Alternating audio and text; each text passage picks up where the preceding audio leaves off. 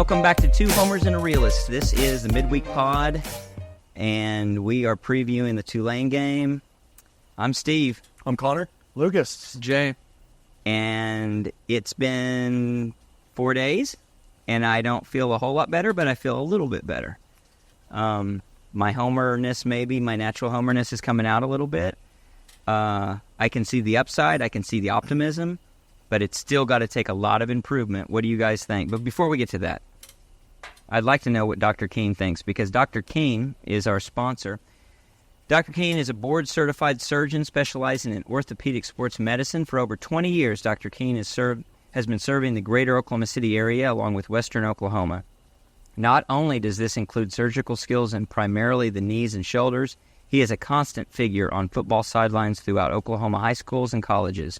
Dr. Kiehn's deep commitment to sports and devotion to his patients proves that he is the man to see, even though he's an Oklahoma State fan. Thank you, Dr. Kiehn, for your sponsorship. Yep. We're not going to get the doctor's orders on this, but I think it's going to be pretty similar to what anybody's going to say is a lot of stuff has to improve, or OU's in for a really tough season that begins this Saturday. What do you guys think? Yeah, I mean, I'm got it with you. My homerisms are trying to rear their head. I think I'm more so homeristic, if you will, about being able to fix things. I mean, what have we said all along in this podcast? It's fixable. I do think it's fixable. We're close. That said, like, the thing that's really concerning for me is it's just the injuries that we're not getting guys back that we need. We don't know. I don't know Gentry Williams' status, but the big ones being Nick Anderson. He might play this week. I think we've heard that story for the last 2 weeks. How's that? Yeah, how's that any different than what we've been hearing? I'm going to guess Gentry is done for the season. Yeah. Oh, because it's the same shoulder that he messed up before, and he just kind of collapsed on the field. Yeah. And you just can't. Didn't he come back in though? You just can't wear a brace for that for the rest of the year. In. Oh, He got hurt. Yeah, he just needs to go get it fixed again. Yeah, Gentry's in the street whole clothes. year. Oh, that's right. Second half. But, So sorry. No, you're good. I mean, fair point. I think from what we've seen in the past from OU, if you haven't heard anything, it's usually bad news. But that being said, I mean, defense keeps rolling, hopefully. Offense figures out a couple things that we'll talk about here tonight. And you've got a different story going into Tennessee next week. So I'm doing everything I can to latch on to any shred of hope. It's been a rough 4 days. So I'm still down in the dumps. Just the lack of offense and imagination, execution. It seems like I looked it up and we scored 17 points in the second half against Temple, and the offense scored 0 points in the second half against Houston. So to me, that lets me know that it doesn't seem like we're making any halftime adjustments that are doing anything whatsoever. I mean, we scored 34 in the first half against Temple. We're like, yeah, we're rolling. And then you come out in the second half, and it's only 17 against a team that's not very good. And they did put in Hawkins, I think, late third. Mm-hmm. It was a little bit earlier than I thought they should have put him in, honestly. And obviously it was. Yeah. And then you come into this next game, you're like, well, Houston gave up 200 yards rushing the week before. Let's get the run game going. It'll open up the pass game. It didn't do either. And then going into halftime, yeah, you're still struggling at wide receiver. You're struggling at offensive line. But to me, that tells you should run quick slants, wide receiver screens, try to get the running game going on the outside instead of just trying to run it up into the pile. And nothing that they did in the second half worked, obviously, because we didn't have any extended drives. And even when we got the turnover inside the opponent's 40, we ended up missing a field goal. A long we couldn't do field anything goal. with it. Didn't even get a first down. Yeah, I mean, it just – the more I think about how bad the second halves have been, the more worried I am about the continuation of the season with the coaching not adjusting at halftime. Is it just stubbornness, though, in these first two games? And that's what I'm so frustrated with talking about stubbornness with coaches. I mean, we talked about it with DeMarco last year with the running back rotation. We talked about it with Stoops. Talked about it with Stoops. Talked about it with Levy. With Lincoln. Like, with all these guys, is it just, hey, our game plan is sound, let's keep doing what we're doing and we'll win this game? Like, you think they're that arrogant where they don't think they need to make halftime adjustments on that side of the ball. Like it's just or ignorant that they're not making the right ones, right? Or the players are so incompetent that they can't, and that would be back to coaching that they can't handle adjustments, that they haven't coached them up to get there. You can swing it to the other side of it and say maybe they're making adjustments that they don't need to make. That's maybe a good point. Working enough, but they feel like you're getting too radical. We've got to. Now the plays didn't seem to change. No. The plays got worse. But it could be one thing or another. I mean, one of the things that I think was clearly bad as we looked at a lot of people's clips on the internet and different little game clips and film, you had guys doing clearly wrong things, like both guard and tackle pulling on a play going the opposite direction. There's no way both of them are supposed to take out the trailing defensive end. There's just no way. So one of them is playing a position that he's not used to, and he's hearing the call, and he's thinking, oh, I pull and go left here. And he's not remembering, I would pull and go left if I were in that position, but I'm in this position where I'm supposed to be a lead blocker. So I think it could be some of both of those things where maybe whatever they're telling them to do is insufficient to actually get anything executed in the second half. So it's like it's adjustments for naught, because it doesn't matter. It's like go from doing one wrong thing to a new wrong thing. It's not going to work. It's a wrong thing. And there's examples of Jackson on zone reads picking the wrong one. You know, the DN crashes and he's still handing it off to the running back. The RPOs. Some of the RPOs have been bad. So I don't understand why they're not trying to simplify or run less RPOs, because when you're moving all these guys around different positions, like you just talked about, if they're worried about, if the lineman's worried about, is this going to be a run play or pass play, and the wide receiver, like Brendan Thompson read one thing, Jackson read the other thing, he throws at one spot, Thompson went the other way. It seems like, and we can go back to injury on that, to me, because I would say Arnold, his primary receivers working through the year were probably Gibson, Anderson, Farouk, and Burks. And Burks is the only one of those four still playing currently. And so as a huge part of it, it seems like if you got Thompson with the twos and who else, Hester with the twos, whatever, Reagan's, they're not throwing the ball. Page. They're not on the same page with Arnold. So it seems like you need to go away from doing the RPO thing and just go back to playing regular football. But the problem, I think you're right. The problem or frustration with that is RPOs are really pretty simple. If they're rushing three, you hand the ball off. If they've stacked the box, you don't. It really isn't complex. It shouldn't be. Well, nowadays it's not. Nowadays it's. Well, the receivers still have to know. The receivers have to decide, well, this is his press route. coverage or this is off coverage. So during off coverage, this is what I do. During a press coverage, this is what I do. And when Jackson looks up, he sees off. Okay. And then right before, before he snaps it, it becomes fresh. Well, then the receiver goes to do one thing, and Arnold saw off before, so now they're on the same page. That's it. That makes sense. So it's not Jackson making the mistake, although he might be, and I think he did. It's all the above. It's the receivers really making a mistake. It could be the running backs too.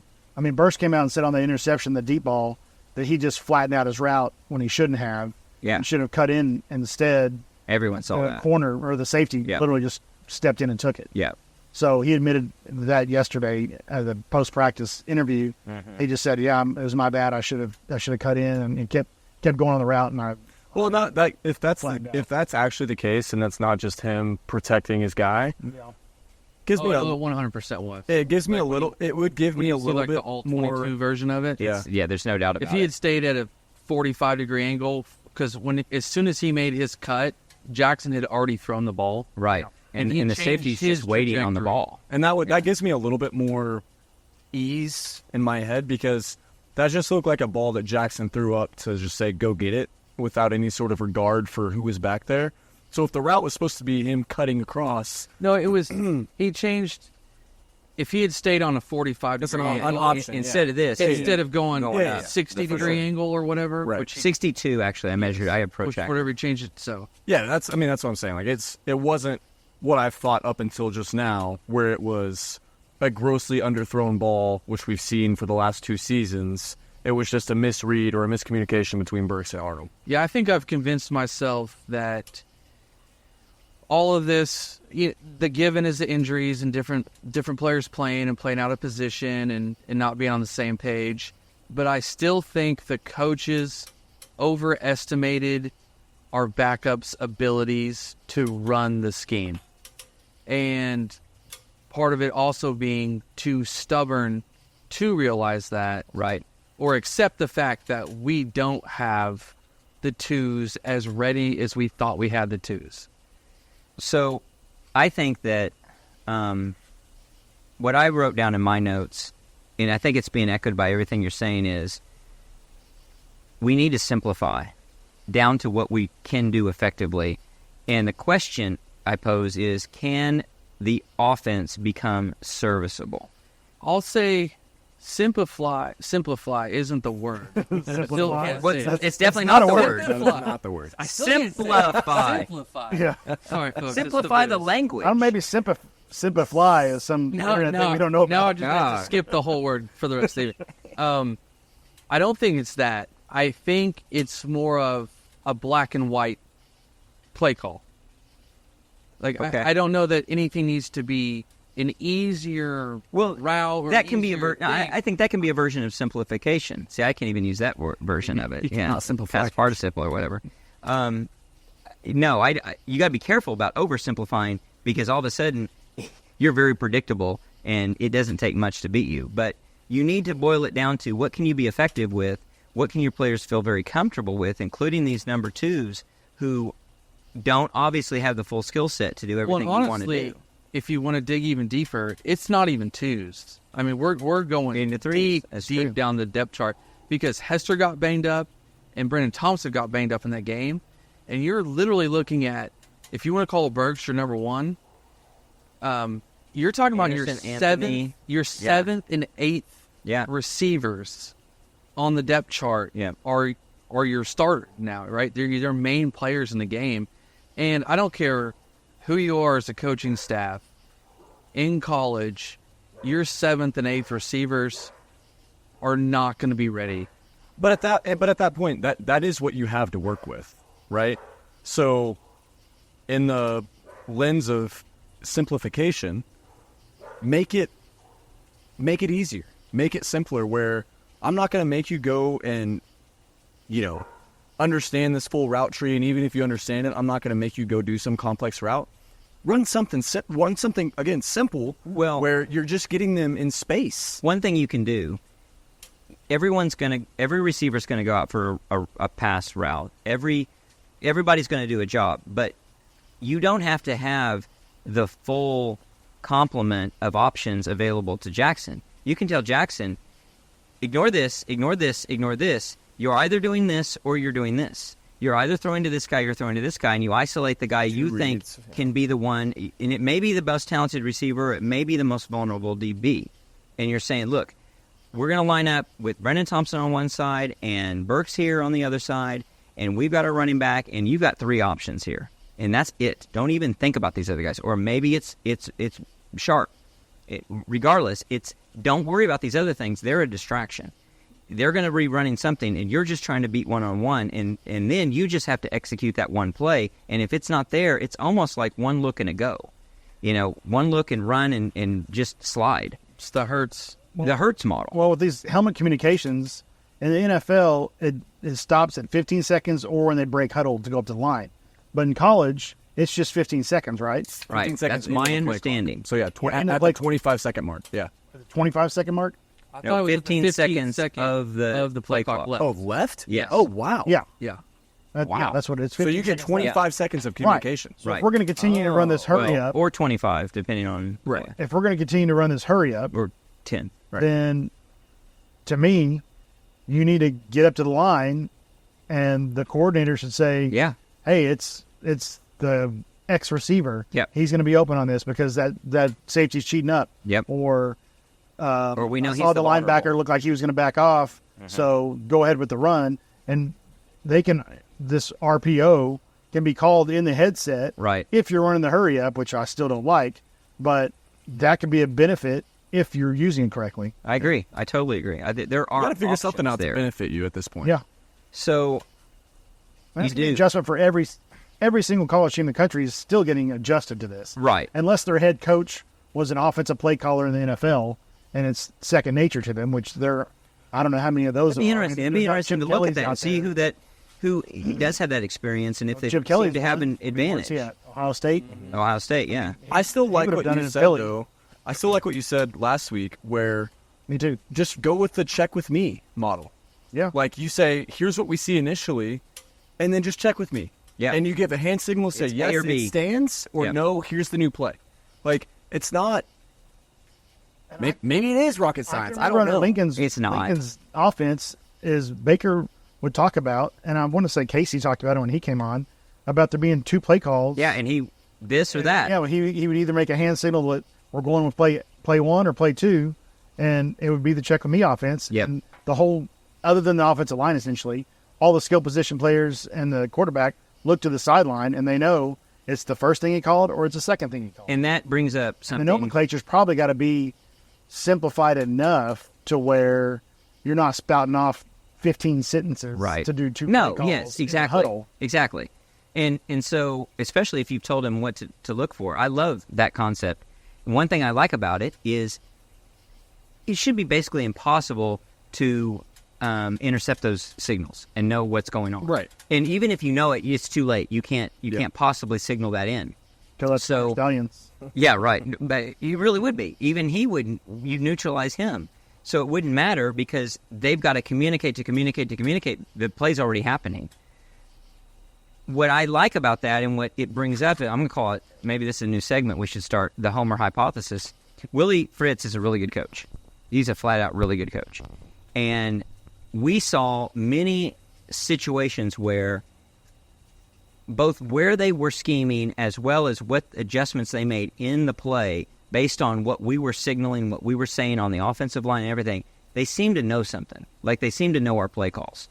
So it's very possible that they schemed a lot for us and they actually knew enough to know what to do with very simplistic. If we're not going to do the things you're talking about, which we didn't do as far as I know, then they could scheme a look at me and it's this or it's that, and they know what to do to counteract what our offense was going to do.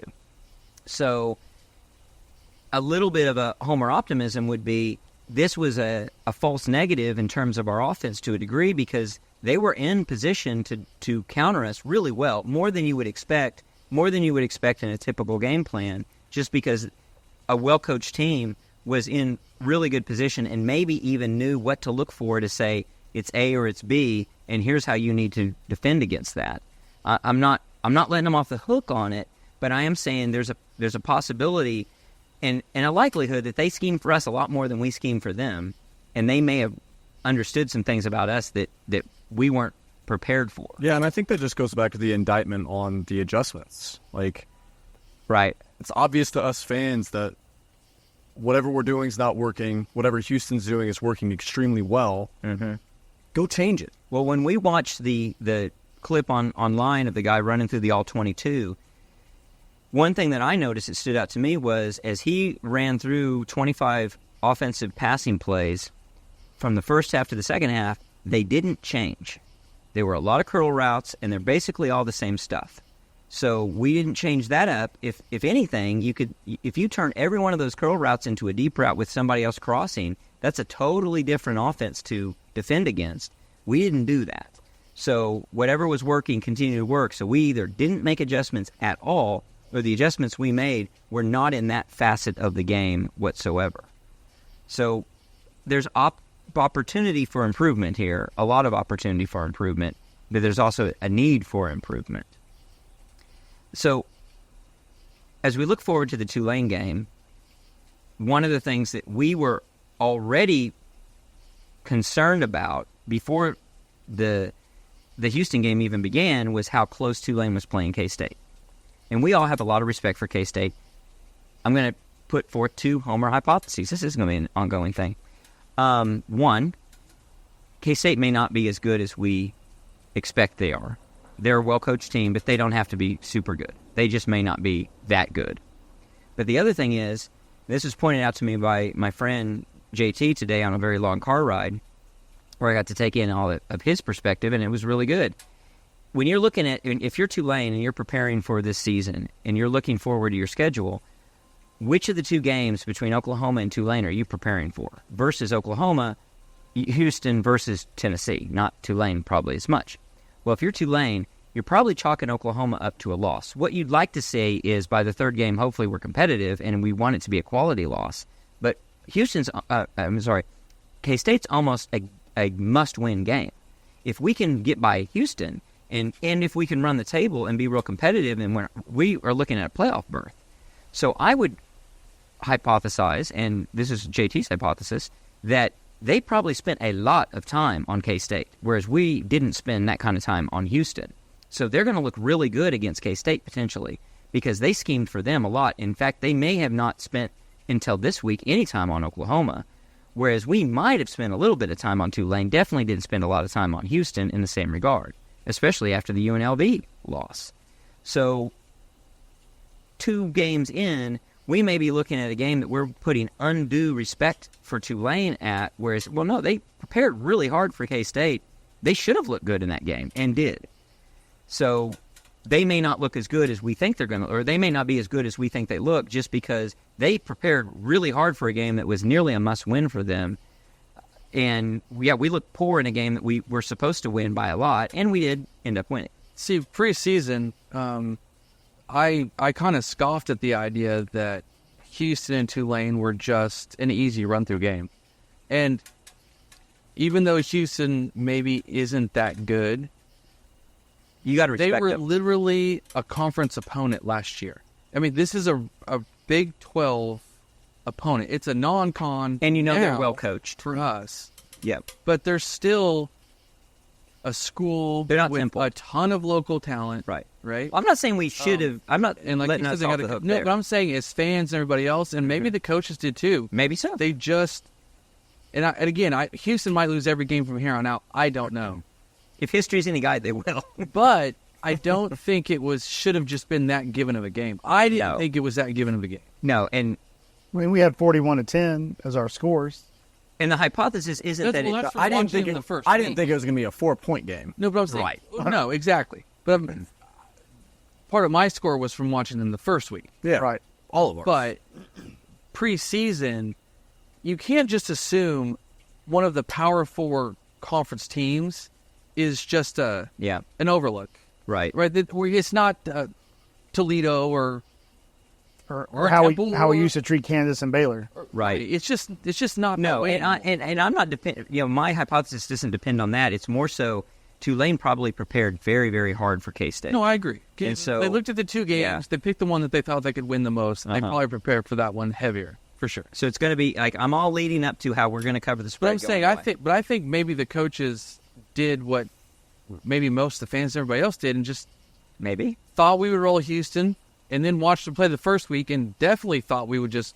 Well, and I think a Sleepwalk lot of through it. Houston. I think a lot of it as well is I do think we thought we could do what we did against Temple and treat it as a scrimmage. Yeah, And it's a Big 12 team. That's what we looked like. We looked like we were trying to go out there. Even the whole game with the defense, with the rotations that we had, still some of that makes no sense to me. But For a game that's not in hand. exactly, Yeah. offensively, no adjustments. Everything else that we've talked about. I mean, it was just. I think you said it inside before the pod, Jay. When that game gets close, how do you not just say screw it? Like I'm opening it up. Yeah, that was actually a point I made Yeah, too. yeah. And- So it's like, and- let's go do something to win this game. If we have to show a couple things, Yeah. let's make it not close. So piggybacking on what I think you're making as a legitimate potential criticism of the coaching staff of not preparing well enough, at some point you're in a one-score ball game at halftime against a team that you know is good. It's not like fluky things have happened. Look, think back to 2 years ago when Alabama was up by about the same, could have been trailing to the Citadel at halftime. And they end up winning, of course, by a bunch of points. They probably were sleepwalking through that game. And they could turn it on, and they did. So whether or not your sleepwalking should be all that criticism well put aside, you get into a 14-6 game at halftime. That's the point where you say, okay, we're going to stop trying to learn from this game. We're going to stop trying to teach anybody anything. We're going to go back to bread and butter that we know we can succeed with. Go put it away. And we're going to put this game away. And they didn't do that. Well, you at can even all. look at Alabama this last week against their opponent. I mean, that game is a one-possession game midway through the fourth quarter until they get some short fields. And they did get short fields, but they made it happen. But they made it happen. Exactly. And their offense, more credit to them their than offense for us. scored in the second half multiple times. Now, from short fields, yes, but they scored. They we had a scored. short field when we didn't score. Yeah. I looked into some of the numbers, and we averaged 8.9 yards to go on third down for the game. 8.9. That's ridiculous. I would love to go back and look at how many of those third downs Jackson Arnold pulled the ball and ran as well. I can also tell you that I think it was the last 11 drives of the game, either 9 or 10 of those we started with a run on first down. Yeah. On first down, 9 or 10 of the 11, I can't remember which, but let's just say it's 9 of the 11. You run the ball on first down, and the average gain was 2 or 3 yards. Yeah. We had a couple sixes in there, but for the most part, it was 2 yard, Barnes for 2 yards, Arnold for 3 yards. So you're behind the chains. You're off schedule. On second down right off the bat, and then you're throwing an incomplete pass, and bam, it's 3rd and 9 again. Well, and if you're going to do that when it's not working, but you're getting 2 yards to 3 yards, you might as well just go 2 yards in a cloud of dust the whole way. Do it again, exactly. Do it again, run the clock, keep their offense off the game. Try to get to 3rd and 6. Keep our defense off the field and try to get to to 3rd and 6 and or 3rd and 3, and then at 4th and 1 or 2, you're thinking about what you can do. Make a decision. That comes into my second half adjustment thing again, which I know it sounds cliche to be like, oh, this other team come out with adjustments and then your team didn't. Sounds like, sour grapes or something. But literally, you run the ball 9 of 11 times to finish the game, and you're averaging 2 or 3 yards per run. Right. That seems like you don't need to throw it deep on first down, but at least run something that's like a 7 or 8 yard out route or a crossing, something. Yeah. As opposed to just doing the same thing. It's the definition of insanity. You do the same thing over and over, and you expect different results. Well, and we're getting it. The other part that's disturbing our offense is the lack of diversification of the run game. It is, we basically have a dive left and a dive right, and if it makes some yards, great. If it doesn't, I don't know, we're just going to do it again later. No power toss. There's just nothing creative We get a jet sweep every now and in the run game whatsoever. Like, nothing. So I like that criticism. I want to Because even with Temple, have another point on that. in the Temple game, when Franklin and Tatum both got yardage on their runs, they themselves kicked it outside. Right. They didn't go really where the play was going. Right. They found They it. made individual found it plays. clear. So it's running backs who actually have vision to go forward. So Sorry. Speaking of that, But maybe you get yelled. But the irony is, DeMarco probably beats maybe him you're after getting the yelled game. at for that. DeMarco right? probably. well, that's gets a the big question slips. I've got. And Not so if he's not on the sideline in game 1. another question. Good point. Touche. Good point. Another point that my friend JT made, and I completely agree with this, is, and we've talked about this, he's going to talk about it in a terms of the jury's still out on DeMarco, and I think it really is. So when you look back at not just OU, but anybody who has success in running the football, any successful football team, they typically are on a 70-30 or 60-40 spread between a starter and a backup. And you get there pretty quick. I know we've got a plethora of talent, supposedly, back there. That's what they say. We can't keep everybody happy. It's not going to work. And nobody's happy when you got your starter getting 4 yards on 4 carries. What you need to do is just let's go with it. And if we need to make a change, you make a change. But you go ahead and you pursue one guy getting a majority of the carries and see what he can do. And if he can't do it, then you go to the next guy. But this constant rotation does not seem to be getting it done whatsoever. They're not in a rhythm. And whatever you're doing in terms of creativity or lack thereof, it's obviously not working. You're not putting yourself in a position to have success running the ball. You've got to figure out a way to have that mix be a successful mix where if in every you may get a guy unhappy. Yeah, we've got 5 really good on paper running backs. It's going to be really hard to keep all 5 of them, aside from a guy who's a senior, on the team. But that can't be the worry, and I'm not saying that necessarily is the worry, but what is the worry? What is Marco DeMurray thinking? He's on the He's on the beat and bow path. What'd I say? Marco DeMurray. Oh, It's just like, hey, That's his name. I started it. You did. Oh, you did too? No, I couldn't say the word. Simplify. Yeah. Simplify. I'm going to simplify DeMarco Murray's name to Yes. Marco DeMurray. Well, No. that's his alter ego. We need the real DeMarco Murray back, not Marco Well, the real DeMurray. DeMarco Murray Marco was DeMurray texting here? and making phone calls when he shouldn't have. Marco DeMurray, the guy on the sideline that doesn't know which running back Well, to here's put the in problem game. with what he's doing. He's doing the worst of all worlds. He's getting everybody in on a no rhyme or reason basis, But he wasn't on Saturday. That was one of my complaints. Like, but he's not handing the ball Tatum off in to him early. either. Yeah. He did, but did he get Once. the ball? He got 7 carry. He was in there for 7 plays and got 1 carry. 1 carry. Yeah. Yeah. So that can't be. That just and maybe that's out of his control as to what is happening, but I don't know. I want the experimentation to go on in practice, and the gameplay is we're going to go with this guy. It's a guy. And it's okay if you look back on the season and you say, "Wow, we don't worry about the criticism that you had these two guys running 70-80% of your plays in game 2, and it's a totally 2 different guys running for the rest of the season." If they're having success, no one's complaining. No one cares. Yeah, 70-30 is a great split. You can't have the 70-30 flipping back and forth between running backs game to game. Like Exactly. If you've got, it seems like there's 4, right? that Right. We like. Okay. Hicks is the only one to not get in. Right, Hicks is the Okay. only one, yeah. So, do a thing where you've got 2 in the first half and you've got 2 guys in the second half. If that's what you want And to do. reevaluate the film after a couple of weeks of the season and pick your guy. Or that's guys up to in your least. rotation. Yeah, pick your 2 out of the 4. Well, and the that's what I was- rotation's going to be a You 70-30 have to split. have a guy. Or That- 60-40. That's what's weird about last week is, as much as we've heard about Sawchuk, like, DeMarco chose Barnes last week. Yeah.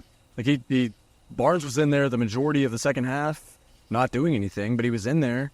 And, I mean, Sawchuk was nowhere to be seen. It was almost like, was he hurt? Did something happen? He had 3 carries early for 3 yards. Yeah. And then he sat for 2 quarters, and they put him in for 1 more run for the guy. It But doesn't make sense. You're not gonna. You're not going to get a You're rhythm. not gonna do that. Yeah, You're not gonna come do off well. The bench. The only successful thing you've seen when there has been another player who plays was you have a guy that comes in who is like a Trey Sermon and finishes the game strong. You'll see And that. he stays in. But he stays in. Yeah, But like that's his He quarter. becomes the guy. That's he his becomes quarter. the guy. Yeah. But it's never, all right, this is your half of the quarter, this is your half of the quarter. It just, Or here's your 3 plays, here's your 4 plays. none of that makes sense. Speaking of Tulane, we all had plans to go to New Orleans. What was that, 2021. 2021? Yep. With the hurricane, foiled Darn it. Yeah. They moved the game here. The hurricane. We're the victims of the hurricane. Yeah. That was a 2-for-1 that OU had with Tulane because we played them at home. But it wasn't at home. Yeah, It yeah, wasn't yeah. at home. Yeah. And Right? 21 was an away game for OU. It was a home game for Oh, Tulane. so it wasn't a 2-for-1 then? Was it? Why didn't we repay the away game this year? That was the away game. That was a home game for Tulane. I know it was, but it was actually played here. You're right. So I'm wondering why they didn't with our schedule this year of already I know. having. We had 7 home games Because of we're used to money. only having 6. It's surprising that they didn't go ahead. I mean, and just move that game. to it's New not Orleans. surprising. I mean, look at it. It's New Orleans sounds appealing to us, but it's is it a 45,000 What's seat crazy is stadium? watching the news today. The Category 2 hit today. No way. Yeah. Yeah. So literally this week again, Where are they practicing? hurricane. I don't know. Do they have to go somewhere? I was thinking about that myself. I didn't look into any Tulane. That should have influenced the line. Any Tulane reporters to see if they had to move to Houston or something. Huh. Line drop Practice. point. Yeah. So before we get to the line, because we're going to have a lot to talk about on the line and all of that, let's talk a little bit about defense. Defense is still the absolute star of the show. However, not to be a complete realist / pessimist, but we don't know a lot about the defense yet either. They look very good. I think they are very good. I think right now they're legitimately a top 20, maybe a top 15 defense, but they will have to improve a lot to maintain that status mid-season and through the end of the year. Now, everybody's going to try to improve. Now, they are going to try to improve, but we shouldn't take it for granted like they've arrived and there's and I'm sure the coaching staff isn't.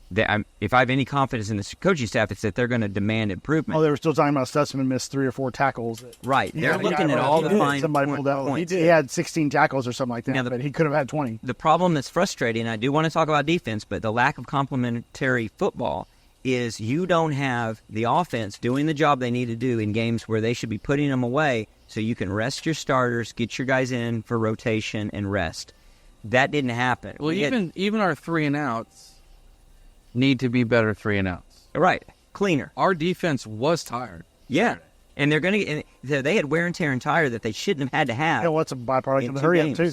Yeah, it is. Oh, absolutely. I mean, we talked about complementary football for the last 4 seasons, and even if you're going to have a 3-and-out, you can still burn 2 minutes off the clock, 2.5 minutes instead of, 17 seconds per play or whatever. If I'm going to complain about defense or voice some concerns, it's going to be Woody Washington worries me, Gentry's injury worries me, the lack of defensive end production worries me. I do expect that, and I didn't really look to see, so I should have looked to see before I just speculate on this, but I'm going to speculate that Houston was running a more dynamic defense than we were, and so we have not seen the full dimension of our dynamism, our ability to run blitzes and other things that we're going to institute that will give us a bit of an advantage for sure. Which we'll have to do this week. Which we will have to do this week. Yeah. And so we're going to get a lot of information about OU's offense, but we're going to get a lot of information, I think, about the defense because or the coaches, because if they don't do that, you're taking a lot for granted.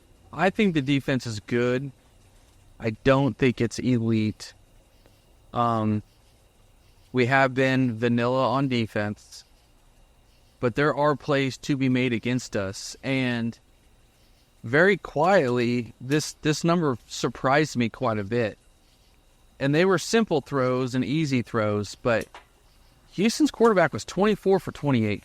Yeah. That's a lot of completion. It's a lot of completion. That's a high percentage and a high number. Yes. Now, they didn't put up hardly any yards. Like I said, they were easy throws. But they were smart getting the ball out quick. I wish we would maybe try and do. Well, if I'm a Houston fan, I'm criticizing back. They ran the ball a lot where I don't think they should have ran the ball. Well, I think we're very questionable running decisions. And we stuffed it. Unfortunately for us, or fortunately, I think we're actually a really good run defense. Oh, absolutely. For sure. Like, really good. That's fortunate. But we're about to play 5 elite quarterbacks.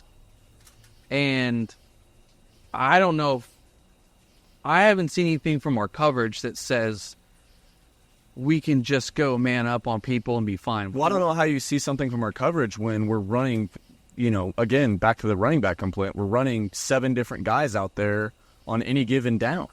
And I think, see, to your point, I think a lot of it was we're tired, we're getting on the field much more than what the offense is playing, and we're making sure guys are fresh, rotating in some fresh. I mean, Jaren Cannon, for God's sakes, was in there at linebacker like we talked about. You're not going to see that a lot this season.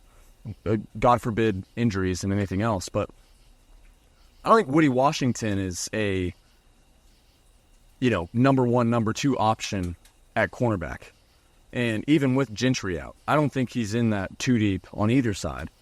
Well, and not to the degree that you'd have to depend on him. Right. So if you're looking for coverage sacks, that's not going to happen out of that crew, especially without a Gentry. You're going to have pressure that you generate and manufacture. That's going to come from blitzes. That's going to come from overloads that are well schemed.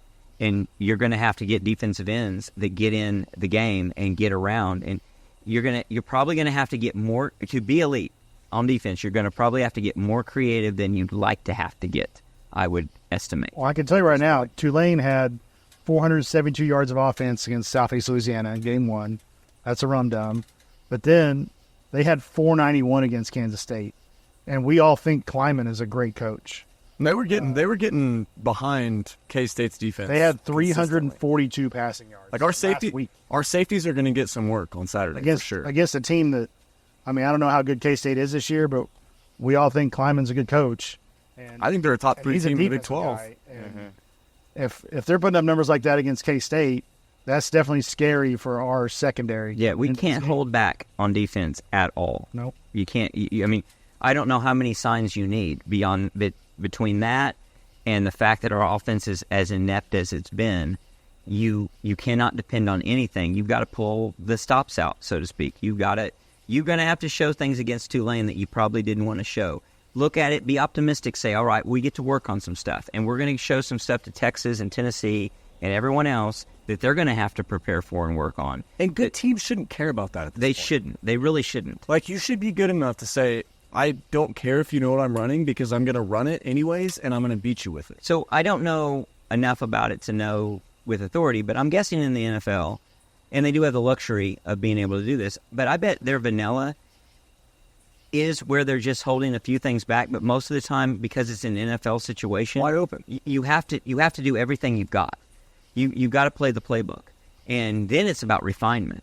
And so it's like, yeah, there may be some things that are almost on the realm of trick plays, both offensively and defensively, that you don't show. But for the most part, it's like, all right, yeah, you're going to have tape on us doing this, but that's okay because we're going to get better at doing this by actually doing it. I mean, we are on the ropes right now, I feel, as a team. Yes. And if I'm Brent, I hope they feel that way too. I hope they do too, and I think Brent does. I mean, he said after the game, he acted. He should have lost. Yeah, he said it twice. He acted like. How do you guys feel about that comment? I don't like it. Not in that forum. I think he was going away from coach speak and telling the truth. But I don't think it gives enough. I think, and he tried to follow it up with the defense played great. I would have rather have just heard we did what we needed to do to win the game. I agree. I mean, I posted a video saying I agree with it. Like, we did deserve to lose. I think we did everything in our power to give that game away, but it also takes a little bit of credit away from the outstanding performance by the defense in the second half, in my opinion. So I'm a little. Just coach speak. It's a frustration. It It's is. complaining all the It time is. about hearing Stoops would come in and it would just be coach speak, and the players would be coached up to just give coach speak. I think So it was to see him purposeful. on the sidelines saying that, he was doing it to tell the truth, and he's letting his players know this isn't not good anywhere near good enough. I tend to agree with that. I'm ambivalent about it. Like, I never liked the old Stoops line of there's a big difference between winning and losing, because that was always just a cop-out to say, like, we won the game, be happy. But it's a fine line, and I think he straddled it well. He didn't cross over, but it's really close, a slippery slope to saying, I'm doubting my team. And you're not saying the right things about I think we can win. It's more like the frustration is coming out. And our frustration should be, I mean, we're not going to have coach speak. He's got to have some degree of coach. Yeah, and like maybe even a statement like, fortunate to come out with the victory. The way we played tonight was certainly not the standard, and it's not going to be good enough. Like, we could have lost that game by the way we played. I'm not going to critique the language too much. At the end of the day, I kind of liked what It he is said. good to hear a little I like bit of the a honesty. frustration. It's raw emotion coming, it's coming raw off the emotion. sideline Yeah. of the game. Yeah. And that game ended weird because I kept waiting for the replay booth to come in and say, hey, this game's not They over. called they called the teams back over to the sidelines. They went back over, so it was not. They were confused about if that game truly I was sat there over for yet. 5 minutes wondering if they Yeah, weren't so I'm going sure to there was a lot of frustration, spot the ball and confusion, replay. and give them a them down a somehow. timeout. Yeah, so I could see. I'm not going to critique it and get too worried about it, but it was an interesting comment. I sure as hell hope he's not making that comment anymore because it's not deserved. But I fear he'll be in some games where he say we deserve to lose the game after we actually lose. Yeah. I think he felt how we felt. I mean, it felt absolutely. like a loss. It did. That game felt like we lost.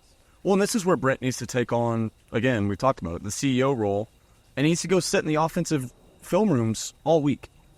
Say, Zach, you have the defense. We're playing well. Coach him up for Tulane. I trust you to prepare. I'm going to go sit in with the offense and tell Seth what I think. Because it's not getting done on that side of the ball in any facet. So go insert yourself into the process, make it a point, and then figure out the root cause and drive off of that. Well, also, and who are our analysts? Who are our analyst coaches? Like, everybody should be in the room putting some thought process into it to say, all right, guys, here's what's wrong. Here's what can be right. Here's what we need to do. How do we get there? and having an honest conversation, because I don't know how it is, but it could be the case that Seth is still trying to do some things out here that you say, whoa, no, draw it back in. You need to work on this until you get this right so that we win. And we'll see in week 7 where we are to be implementing whatever it is you want to do. Don't do too much. Exactly. Yeah. So I mean, you got to treat this game like Tennessee, in my opinion, with where we're at. Oh, like, preparation-wise and everything? Preparation-wise and what you're going to be doing with the playbook and everything else. Like, this is a no punches. I mean, I'm not saying you show everything, but you show everything you think you can do. Don't be worried about not showing You stuff. show it until the game's completely out of hand, in hand, whatever. So, yeah, when you are winning 28-0, then you can dial it back. But not until that point. Don't take it for granted that you can just get there. So let's start with some of the other stuff that we'd like to get to, including predictions. But let's start with the trivia of the week. So, Connor, you had the trivia of the week. Set that up for us.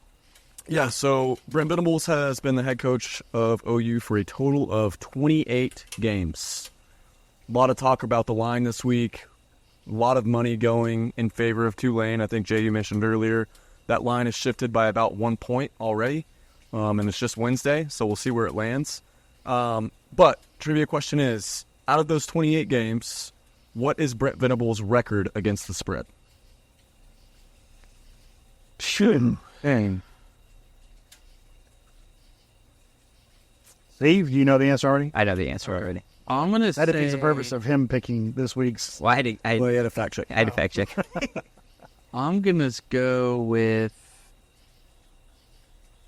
We have not covered 60% of the time. So you're I'm saying going to say 12 and 16. 12 and 16, so you're at 40%. This is about 12 and 16-ish, yeah. 12 and 16, all right. So source I pulled from, Brent Venables is exactly 50%, 14 and 14 against the spread. Steve? I had a minor difference, so I think it was a game last year where we covered by 1 point, so I think it moved. I actually have it at 15 and 13, so it's, it depends on which line you capture. Yep. But so it's right there in the either slightly above 50 or right at 50-50, which is what you would expect in general. Stoops, I tracked this for Stoops. He was about there. He might have been at 52. I should look that up and be able to tell you. Now, for most... Part of their locks of the week, then. Huh? Yeah, that's right, yeah. For most years, though, I'll say the majority of the Stoops time, we're having to cover Big much larger spreads. Big spreads. Right. Same with Lincoln. And I think with BV, they've been smaller spreads that we're beating. Yeah. Not Yeah. beating half the time. So you're favored in probably quite a few of those games going into the 22 season, and you went 7-5 regular season, so you probably didn't cover a lot of those in year one. He would, yeah. Last year you went 10-2. I bet he's been the dog in. No, we went 6 and 7. We went 6-6 regular season. Yeah, and this was all games, including bowl games. Yeah. I bet he's been a dog less than or equal to 5 times. Well, as I try to pull that up, let's transition to the prop bet of the week. So lay that out for us, Connor. Yep. So again, another pain point. Kind of brought it up earlier. I think Lucas, you did. Third downs have been a massive, massive issue for OU, whether it be actually converting third downs or staying on schedule and having third and manageables. Seems like everything we had last week was third and long. So, prop bet of the week, over-under on third down conversions at 5.5. We had 1 against Temple. We had 4 against Houston.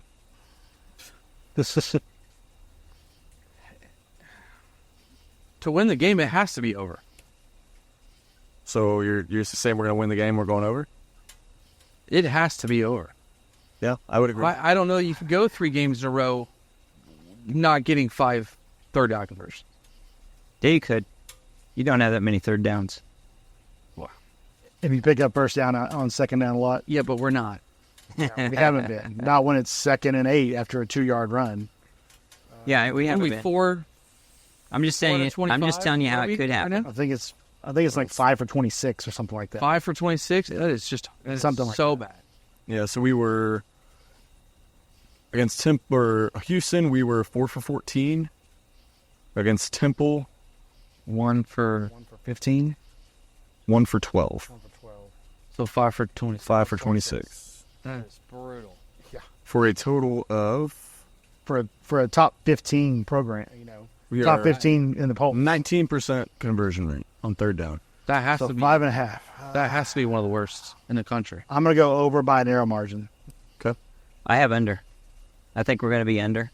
But not for the reasons But not for the reasons you're saying. I think I'm going to be optimistic and think we're going to win the game and all that, but stay out of third downs. I think we stay out of third downs.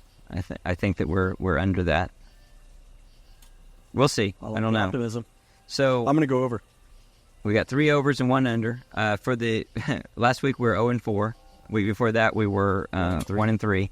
So we're not very good on our prop bets. So do we need to switch the over? So Made us big. in the first season, we were unfavored in 2 games, the Texas game and the Florida State game. Venables was favored every other time. He covered 1, 2, 3, 4, 5 of those. He covered the Florida State game. So 1, 2, 3, 4, 5, 6, 7, 8, 9, 10, 11. Yeah, he was 5 out of 6 on being favored in the first season.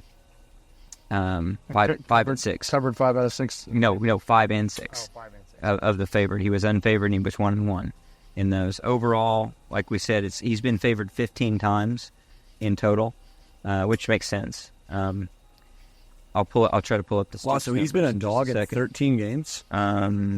Yeah, that's what that would be. So he was a dog. No, you're not hold counting on. bowl games? Hold on. He said we were only a dog in 2 games first season. The first 2 games. Yeah, I'm sorry. That was at home. He's been a favorite in 26 games, unfavored in 3 games. Wow. What, both Texas's and Florida State? Yeah. Yeah. So as I try to pull up the Stoops numbers, so I'll pull that up in a second. I've got internet problems. Let's transition into what should be just the absolute easiest thing in the world, and that is the locks of the week. The realest deal, locks of the week. So locks of the week. We were not very good last week. I was 0-3. Connor was 1-2. Lucas was 1-2. Jay was 2-1. Good job. Oh boy. Our listener, Ellen, was 2-1. So for the season, I'm 2-4. Connor's 2-4, 33%. Lucas 50-50 at 3-3. Jay, you're doing great. 4-2, 67%. Sorry, we can't live up to your standard. The listener, I'll let you down in November. the listener was 4-2 for 67%. As a group, not including the listener, we're 11 and 13, 46%. So we're within striking distance. Let's not get too upset at ourselves here, right? But who wants to lead us off on locks of the week? Should we start with the listener? Let's start with the listener. Yeah, let's start with the listener. So, listener this week is longtime listener, Alex. So let me just start from the top. First pick is Coastal Carolina, minus 17.5 against Temple. What's a service pick? Yeah. Oh, they're playing Temple. He's already seen them play. I debated that one as well. Said Forrest Brock took a major blow to the head against Navy on Saturday. Head coach says that he's day-to-day, but doesn't think that he's going to be playing quarterback for Temple this week. Second pick is South Carolina, plus 6.5 at home against LSU. LSU's first time traveling to South Carolina since 2008, which is insane. Got a big win last weekend, and they were 9-point dogs last weekend as well against Kentucky.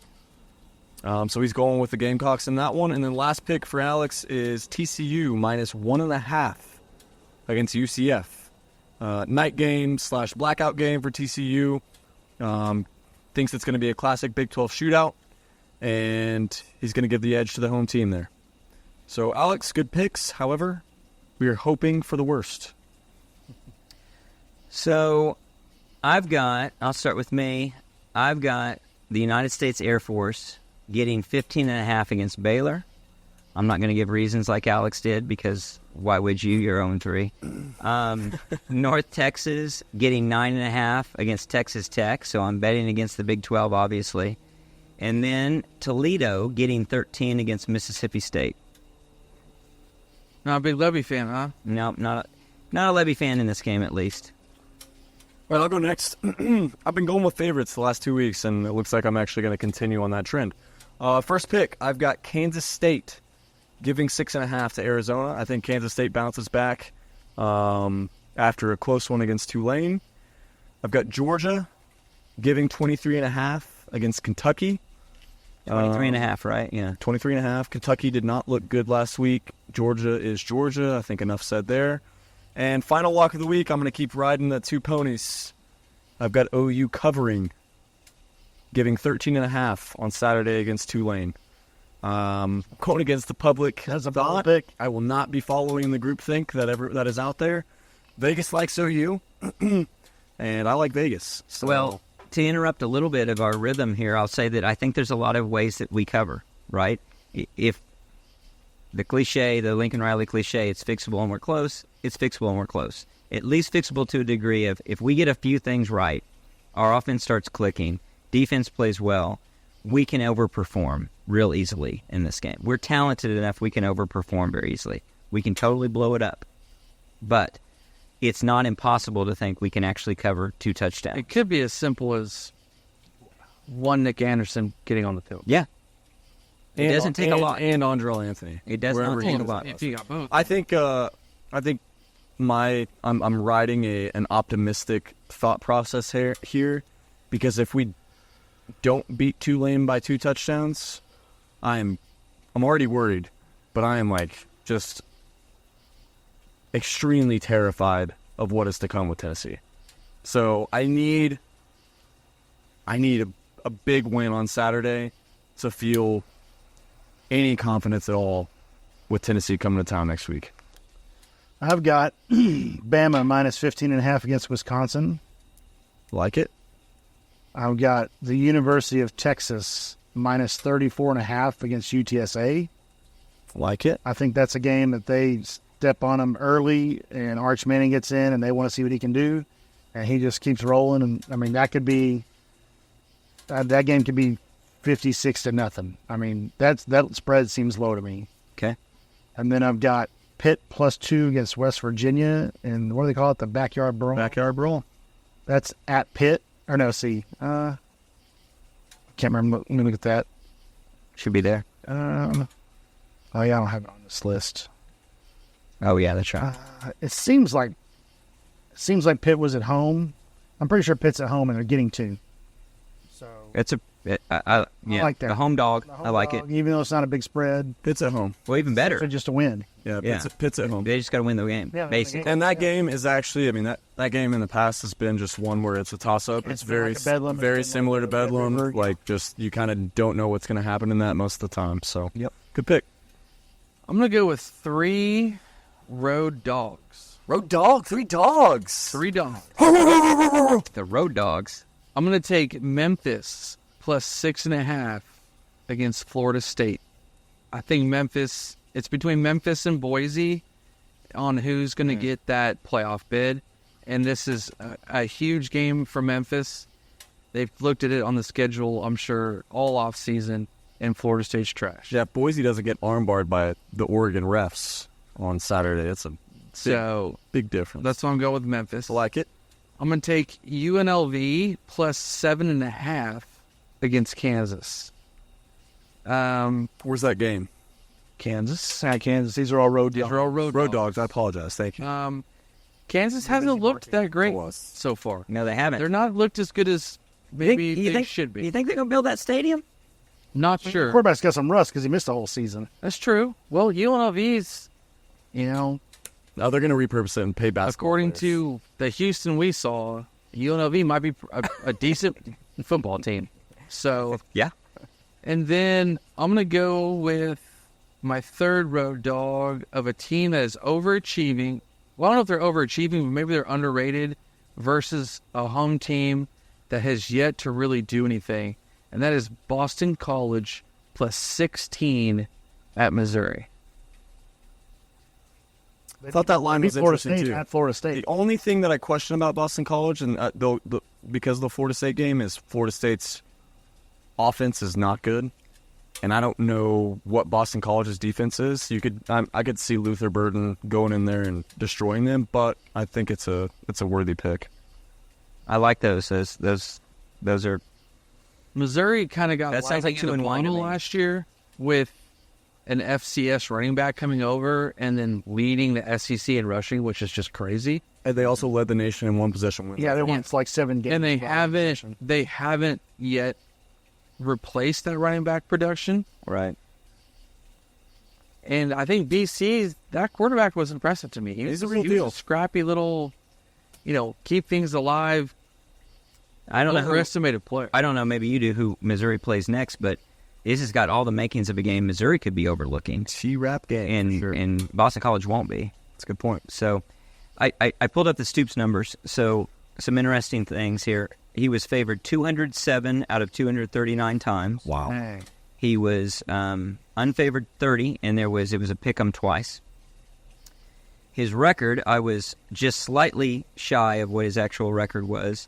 He covered, I just saw it. Let me see if I can pull it up. 54% of the time. 129 games he covered out of 239, pushing a couple.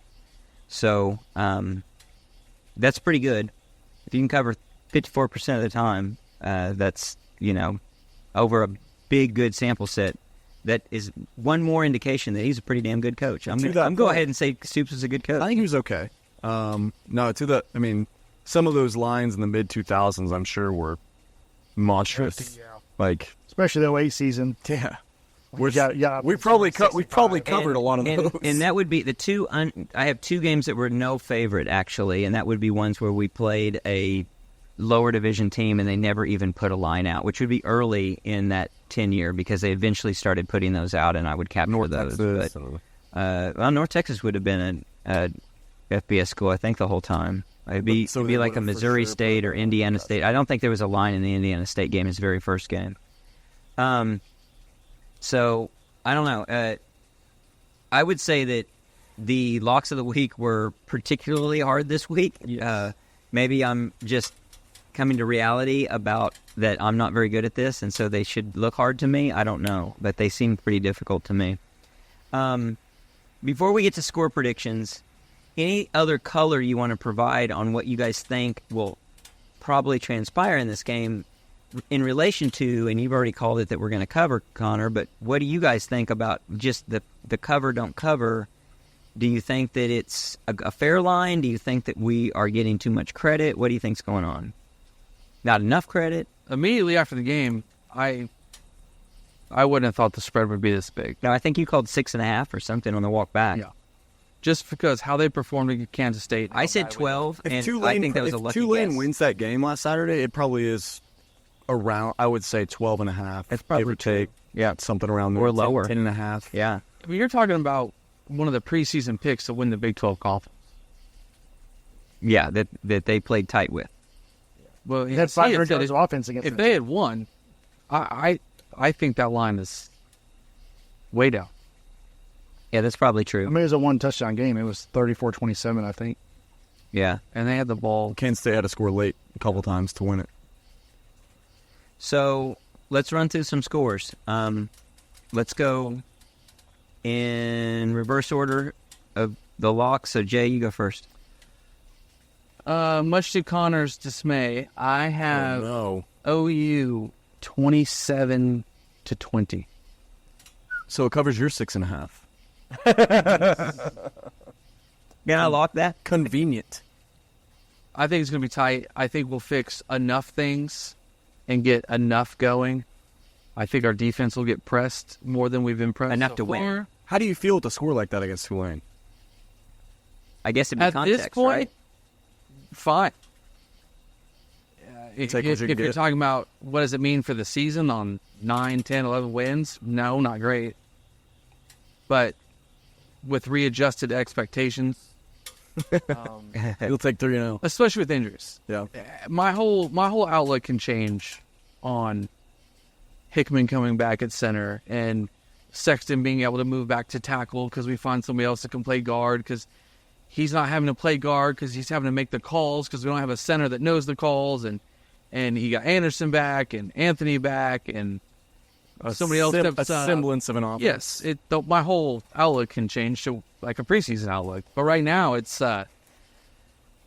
survive and advance. Fair. Respect that. All right, Lucas, what do you got? I've got Oklahoma 30-17. Like 13 points right there at the Yep, so I've got us not covering, just barely. just barely. As of Like now. an okay score though. I mean, I I would like take that it, score. but I think that's 3 touchdowns and 3 field goals. Not enough scoring. I'm hoping we get back to the turnovers. I don't expect 6 like we had game 1. We had 2 last game, I think, which one of them wasn't legitimate on the punt. Yeah. But if we can force 2 or 3 turnovers, obviously it helps a lot if you're getting the ball, especially if it's on their half the field. That scares me, though. I don't want to depend on turnovers. I don't want to depend on it, but that's how I think the score settles up. Okay. Connor, what do you got? I've got OU 41, Tulane 20. Okay. I have Oklahoma 42, Tulane 24, the reverse of our score. So I think we cover. I think basically, I mean, if I'm going to paint a difference, I've got a little bit higher. I've got a higher score in both cases. I think that if we can convert what you think are going to be field goals, Lucas, into touchdowns, they hit my number, right? Yeah. And the 24 could be disappointing. It could be a backdoor 24, and we're still covering, but they get something late and it's not meaningful. It could be that we're in a dogfight and we put them away. We turn something on and we go from being up by 3 at halftime to putting them away. I don't know. And the defense really steps up in the second half. I could see a lot of ways we get to my score that, for the most part, I can feel good about, but it's going to take something like my score to feel really good about it going into the rest of the season in Tennessee. If we're at Jay's score, it's going to be really hard to feel very good about it. And I will feel very, very nervous back to where we were talking at the in the post game a little bit about very centric on us. If we lose to Tulane, I'm selling my Auburn tickets right away and canceling my hotel. I'm not making that game. Nope. If we beat Tulane, it's still probably dependent on the Tennessee game, probably. If we look really good against Tulane and we lose narrowly to Tennessee, then it might be a game week decision. But it's almost like we have to go 2-0 for me to make the Auburn trip at this point. That's an expensive trip for me because that's 3 days of my time. That's my entire weekend, including a day off that I'm going to take on Friday. And obviously, it's a long drive and everything that goes with that. We'll have a hell of a party watching it here. I'm hoping we're not doing that. I'm hoping we're in Auburn celebrating a team that has put it together. But that remains to be seen, very much so. They're not going to poison any trees or anything if you go, are you? I plan on not poisoning trees just for the sake of I'm not a vandal. Yeah. And I think that wouldn't go well. I don't see how that plays out well. What goes through a fan's brain to think I'm going to poison trees that are like unbelievable? No. They toilet paper them after a victory, right? Yeah. They don't do it like a pregame. No, it's a win. It's a Like a win. 12th man thing where they have a big No. rally where they, fake, army and all that kind of stuff. Like No, I don't think Lassie comes out and they do No, bugles. poisoning a tree is right up there with killing a longhorn and dumping it on the lawn yeah. of a rival fraternity. Yeah. Yeah. Except that tree is a lot older than that long. That's true. And that longhorn meat can be used for something. I guess the tree could be too, but once it's poisoned, I don't know if you can turn it into good furniture. So there's a lot of ways I want us to get SEC ready. I don't want us to get SEC ready ever in the vandalism or any of that type of stuff. Let's not do that. Yeah. Lock me up. All right. Well, anything else to cover, guys? We're gonna of course be back for the post game after the Tulane game. Hopefully we are in better spirits than this last game. I feel like you guys have underestimated Tulane. I have them scoring 24 points. I've got them scoring 20. We said I think we 27 said, against K State. I think it's a top 25 team. we said before the season that if we give up more than 28 points in the first 3 games, we'll be massively disappointed. Good callback.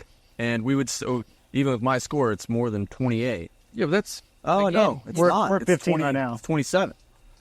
We're not. We're at 17 right now.